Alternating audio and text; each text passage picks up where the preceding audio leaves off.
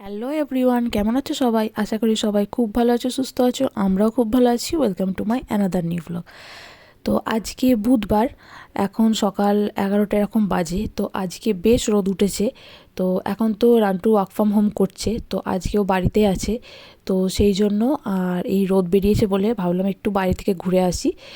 রুদ্রাংশের একটু রোদ খাওয়া হবে, একটু ভিটামিন ডি নেওয়া হবে। তো এখনই তো গরমকাল, আর 1 মাস পরেই গরমকাল চলে যাবে। তো সেই জন্য এখন বেরিয়ে পড়েছি রোদ খেতে। তো হাঁটতে হাঁটতে তোমাদের সাথে একটু গল্প করি। তো আমি যখন এখানে আসি হচ্ছে 2022 সালের এপ্রিল মাসের দিকে। তো আমি এখানে আসার পরেই 8 মাস পরেই আমি আবার ইন্ডিয়া যাই, কারণ আমার এক ননদের বিয়ে ছিল। তো তখনই আমি এখানে এসে জব অ্যাপ্লাই করি। তো তারপর ইন্ডিয়া থেকে আসার পরে আমি জবে ঢুকি। তো তারপর আমি জব করতেও শুরু করি, কিন্তু তারপরেই আমি প্রেগনেন্ট হয়ে যাই। তো তখন আমি ভেবেছিলাম যে জবটা কন্টিনিউ করবো, এবং কন্টিনিউ করেওছি বেশ কমাস। তো তখন মোটামুটি 4 মাস হবে, 4 মাস পর্যন্ত আমি জবটা করি। তো তারপর একদিন একটা দুর্ঘটনা হয়, যার জন্য আমি জবটা ছাড়ি। তো জবটা অ্যাকচুয়ালি ছিল হচ্ছে রয়্যাল মেল বলে, এখানে একটা পোস্ট অফিস হয়, মানে এখানে পোস্ট অফিসকে রয়্যাল মেলই বলে। রয়্যাল মেল একটা কোম্পানি, তার আন্ডারে সমস্ত চিঠিপত্র আদান প্রদান হয়। তো সেখানে আমি জব করতাম। তো এখানে কিন্তু মেন্টাল ওয়ার্কের থেকে বেশি ওয়ার্ক হতো হচ্ছে ফিজিক্যাল ওয়ার্ক। তো অনেক খাটুনি হতো, টায়ার্ডও হয়ে যেতাম, তবু আমি করতাম, কারণ আমার জব করতে খুব ভালো লাগতো। ছোটো থেকেই সবারই ইচ্ছা হয় একটা চাকরি বাকরি করা। তো আমার ওরকম ইচ্ছে ছিল, তো সেই জন্য আমি এখানে এসে করতাম, এবং এটা আমার খুব একটা প্রিয় জিনিস ছিল, যার জন্য আমি এটা ছাড়তে চাইনি। তো একদিন তখন আমার বোধহয় 5 মাস হবে চলছে। তো তখন আমি এরকম লিডল গেছিলাম, তো সেখানে গিয়ে আমি অজ্ঞান হয়ে গেছিলাম। তো সেই জন্য তারপর থেকেই আমি আর জবটা মানে কন্টিনিউ করিনি, আমি জবটা কুইট করি। তো তারপর থেকে আমি বাড়িতে থাকতাম, তবে দোকান বাজার যেতাম। তো সেটাই আমি আজকে তোমাদের সাথে শেয়ার করতে এলাম। তো আবার এখন আর আমি ছেড়েছিলাম আর একটা কারণে, তার কারণ হচ্ছে যে আমি কিন্তু বেশি দিন, খুব বেশি দিন ওটায়, মানে 1 বছর মতোটায় চাকরি করতে হবে, তারপর আমি ম্যাটারনিটি লিভ পেতাম। তো যেহেতু আমি 1 বছর চাকরি করিনি, তার জন্য আমি ম্যাটারনিটি লিভও পাবো না। আর তার ফলে আমি কাজ করে যদি আমি অসুস্থ হয়ে যাই, তো তখন আরও বড়, মানে এখানে কেউ দেখার নেই, তো আমাকেই সমস্তটা দায়িত্ব নিতে হবে নিজের এবং সন্তানের। তো সেই জন্য আমি আমার সন্তানের জন্য, সন্তানের ভালোর জন্য এবং নিজের ভালোর জন্য সেই মুহূর্তে আমি জবটাকে কুইট করি। তো পরে আবার ওখানে জয়েন করার চান্স আছে, তো সেই জন্য আমি আর অত করিনি। তো সেই জন্য আমি ওটা কুইট করি। সবাই বলে যে প্রেগনেন্ট অবস্থায় বা প্রথম 4 মাস বাড়ির বাইরে না বেরোনোই ভালো, বাড়িতে থাকা উচিত, একদম খাটুনি, মানে একদম কাজ বাজ না করা উচিত। কিন্তু আমি সবই করতাম তখন, এবং পুরো প্রেগনেন্সিতেই আমি একদম বেড রেস্ট ছিলাম না, আমি সমস্ত বাড়ির কাজ করতাম। এবং তখন আমার শরীরও বেশ খারাপ ছিল, কারণ আমার খুব বমি হতো, সকাল থেকে সারা দিন বমি হতো, এমনকি আমি যে জল খেতাম সেটাও আমার বমি হয়ে বেরিয়ে যেত। ইনফ্যাক্ট আমার ওয়েটও খুব কম হয়ে গেছিলো, আমার নর্মাল ওয়েট হচ্ছে 52 কেজি, সেখান থেকে আমার 50 কেজি হয়ে গেছিলো। তো মানে এরকম অবস্থা হয়ে গেছিলো, তা সত্ত্বেও আমি কুইট করিনি জব, তখনও আমি করতাম, এবং আমি সুস্থই ছিলাম, আমার কোনো অসুবিধা হয়নি তার জন্য। তো ব্যাস এইটুকুই। আর আমি যখন অজ্ঞান হয়ে গেছিলাম, আমি কিন্তু পড়ে যাইনি। আমি যখন বুঝতে পারছি আমার শরীরটা খারাপ লাগছে, তো লিডলের পাশে দেখেছো হয়তো, আমরা এক জায়গায় ব্যাগ রেখে সবজিপাতি ভরি, তো সেইখানে আমি বসে পড়েছিলাম, এবং ওখানে যে স্টাফরা ছিল তারা বুঝতে পারে যে আমি অজ্ঞান হয়ে গেছি। তো তখন তারা হসপিটালে ফোন করে, অ্যাম্বুলেন্সে বা এমার্জেন্সিতে।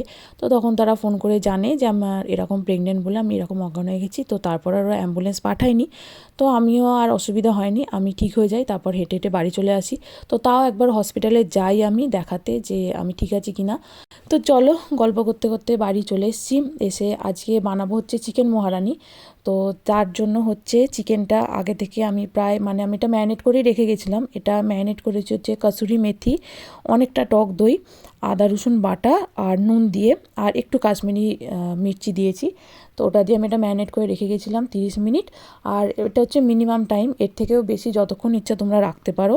তো তারপর আমি অনেকটা পেঁয়াজ কেটে সেটা ভেজে, তারপর আমি চিকেনটা দিয়ে এটা কষাচ্ছি। সাদা তেল দিয়েছি একটু। আর একটা আমি মশলা বেটেছি, সেটা হচ্ছে পেঁয়াজ, আদা রসুন আর লঙ্কা বাটা, এটা একটা পেস্ট বানিয়েছি। আর একটা পেস্ট বানিয়েছি, সেটা হচ্ছে কাজু বাদাম, চারমগজ, পোস্ত আর দুধ দিয়ে। তো এটা একটু ভাজা ভাজা হয়ে গেলে তারপর আমি ওই পেঁয়াজ রসুনের ওই যে পেস্টটা ওটা দিয়ে দেবো, আর তারপর কষাবো। তো এটাতেই এটা সেদ্ধ হবে, যে টক দই দেওয়া আছে আর যে নুন দেওয়া আছে সেটাতেই এটা সেদ্ধ হবে। এবং সবশেষে আমি কাজু বাদামের যে পেস্টটা ওটা দিয়ে দেবো, দিয়ে একটুখানি কষাবো, মানে একটুখানি ঢেকে রেখে দেবো। আর তারপর হচ্ছে আর একটা ভাজা মশলা করেছি, যেটা হচ্ছে ধনে গুঁড়ো, জিরে গুঁড়ো আর মৌরি। তো ওটাও শেষে দিয়ে দেবো, আর একটু কাসুরি মেথি দিয়ে তারপর এটাকে নামিয়ে নেব। তো এটা কিন্তু খেতে খুব ভালো। এটা হচ্ছে তোমার রুটি, পোলাও, ভাত সমস্ত কিছুর সাথে খাওয়া যাবে। তো এটা খেতে কিন্তু দারুণ সুন্দর। এটা কিন্তু খুব রিচ। তো এটা মানে অল্পতেই তোমার অনেকটা খাওয়া হয়ে যাবে।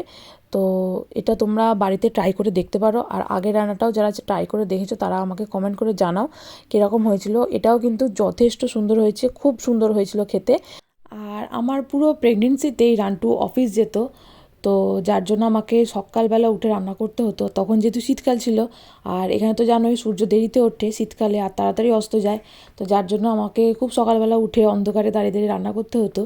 তো তখন এমন হতো মাঝে মাঝে, মানে আমি ডান দিকে বমি করছি সিঙ্কে আর বাঁ দিকে খুন্তি নেড়ে রান্না করছি, তো এরকমও হতো। তো আর রান্টুও এসে রান্না করতে পারতো না, কারণ ওকে অফিস যাওয়ার জন্য অনেকটা হাঁটতে হতো, প্রায় 15-20 মিনিট হেঁটে ওকে অফিস যেতে হতো, যার জন্য টায়ার্ড হয়ে যেত।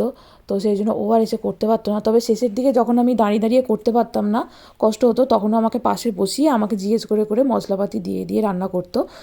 তো এইভাবেই আমার প্রেগনেন্সিটা কেটেছে।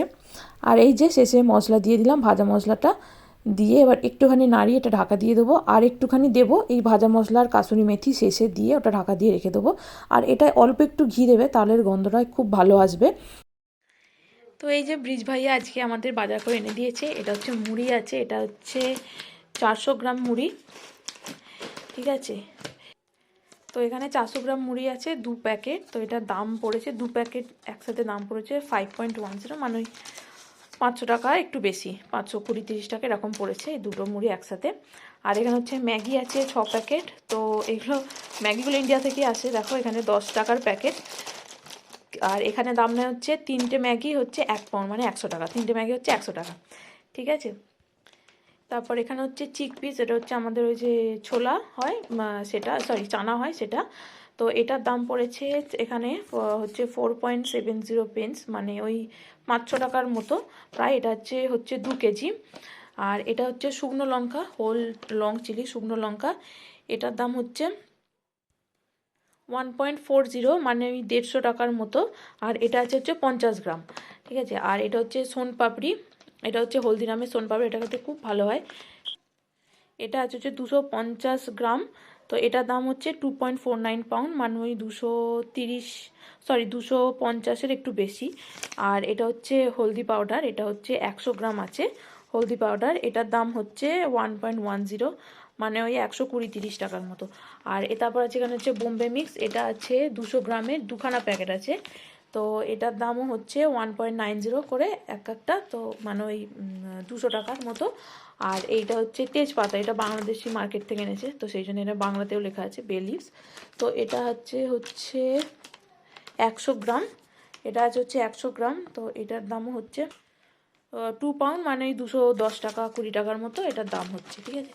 তো আজকে আচ্ছা, এইটা হচ্ছে এখানে জ্যাকফ্রুট, এটা এরকম ক্যানে পাওয়া যায়। জ্যাকফ্রুট মানে হচ্ছে কাঁঠাল কেটে ভালো করে এটা ফ্রোজেন করে এখানে পাঠায়। এটা ভীষণ ভালো খেতে আর ভীষণ ভালো এটা। তো এটার দাম হচ্ছে 1.65 পাউন্ড, মানে ওই 180 এরকম দাম এটার। চলো তাহলে আজকে ব্লগটা আমি এখানেই শেষ করছি, আবার একদিন দেখা হবে অন্য একটি ব্লগে। তোমরা সবাই ভালো থাকবে, সুস্থ থাকবে। আর আমার চ্যানেলটা যদি ভালো লেগে থাকে তাহলে অবশ্যই সাবস্ক্রাইব ও ফলো করে দিও। আজকের মতো বাই বাই।